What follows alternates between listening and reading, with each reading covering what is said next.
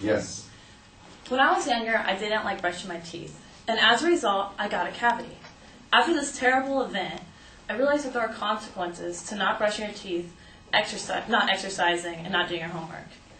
You get fat, you get cavities, and you fail your classes. There are consequences to not being responsible, and this is true for the federal government as well. And recently, the government has been very fiscally irresponsible when it has come to our national debt and annual budget deficit. Now it is time for Congress to address this problem and look at the best possible solutions.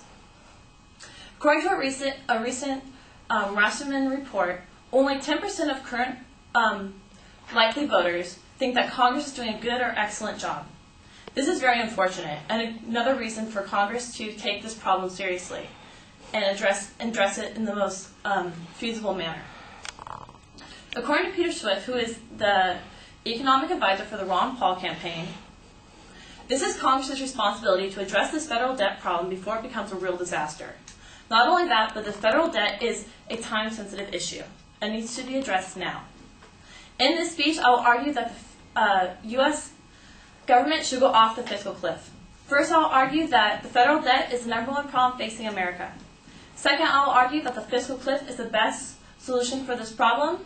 And third, I will argue that the fiscal cliff cuts that affect the military will not affect our national security. First, let me begin by addressing the issue and arguing the fact that the federal debt is the #1 problem facing America. Federal debt is already affecting Americans in ways such as debt servicing and the crowding out effect.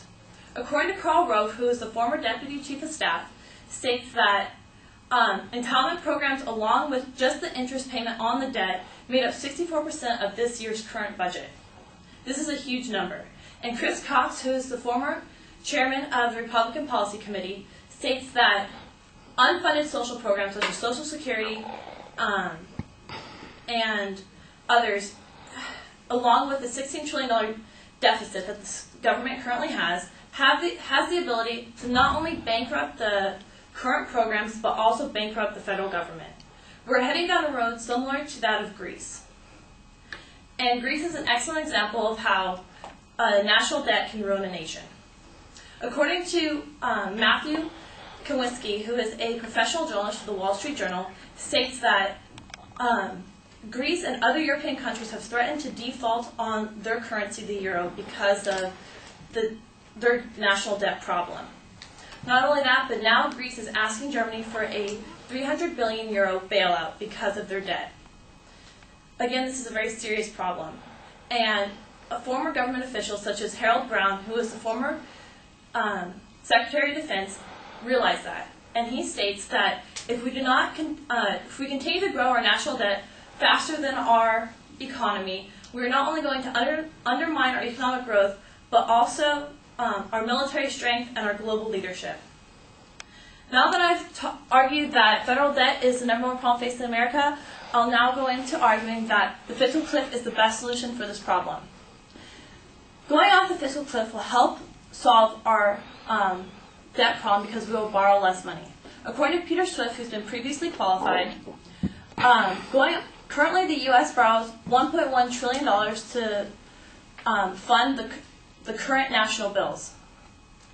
If we go off the fiscal cliff, the government will still have to borrow, or that number would be reduced to $641 billion, almost half. And Philip Hinch, who is the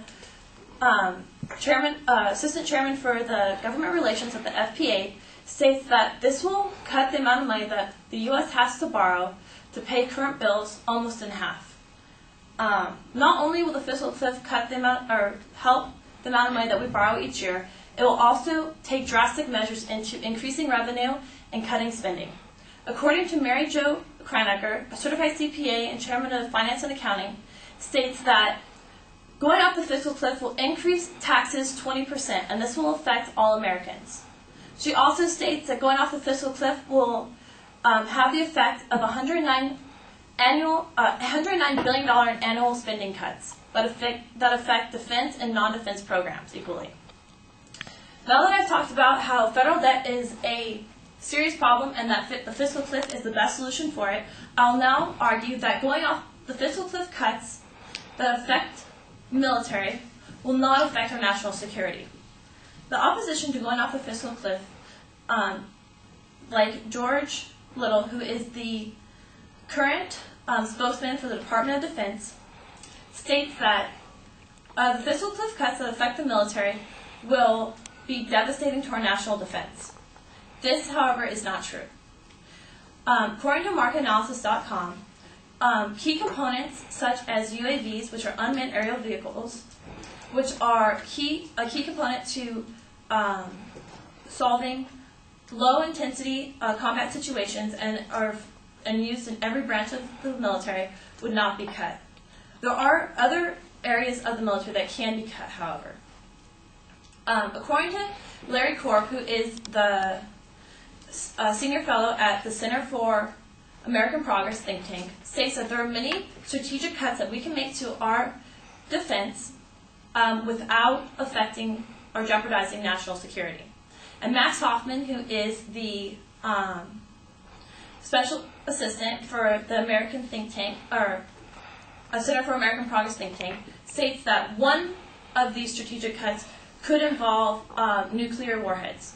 He states that currently there are over 1,700 deployed nuclear warheads. However, the U.S. only needs 311 to have an effective nuclear deterrent.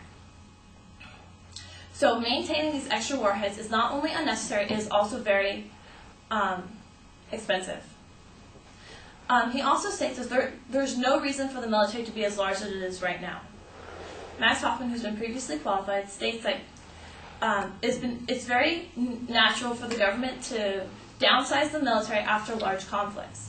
And in recent history, the government has downsized the military approximately 30% after large conflicts without jeopardizing national security.